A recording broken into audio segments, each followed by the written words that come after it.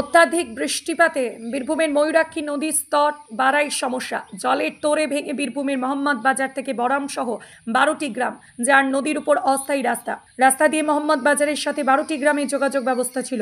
বিপাকে প্রায় 12টি গ্রামের মানুষ নৌকায় করে চলছে যাতায়াত।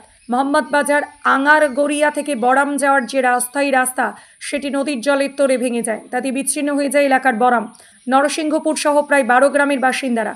এলাকাবাসীর দাবি, এই সমস্যা নতুন নয়। প্রতি বছর বর্ষার মরশুমে ওই অস্থায়ী রাস্তা জলের তলায় তলিয়ে যায়। এখন নৌকায় করে ঝুঁকিপূর্ণ যাতায়াত করতে হয়। তাই এলাকায় একটি স্থায়ী ব্রিজের দাবি তুলেছেন স্থানীয়রা। এখন একমাত্র বিকল্প এখানে নৌকা।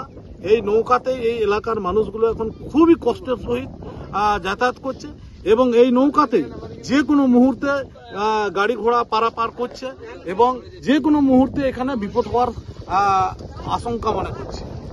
এগুলো আগামী দিনে যাতে প্রশাসনের এগুলো দৃষ্টি আকর্ষণের জন্য এগুলো বলছি, যাতে এখানে কোনো রকম যদি একটা যাতায়াতের কোনো ব্রিজ যদি হয়, তাহলে মানুষগুলো, এই এলাকার মানুষগুলো, বিশেষ করে নদীর বদ্বীপ, ওই পাশে একটা নদী আছে, এই পাশে এই নদী মাঝে 13টা গ্রামের মানুষ বা এই পাশ ওই পাশ যে সমস্ত গ্রামের গুলো সহজে যাতায়াত করছে, এগুলো খুবই সহজভাবে যাতায়াত করতে পারবে বলে আমাদের মনে হয়।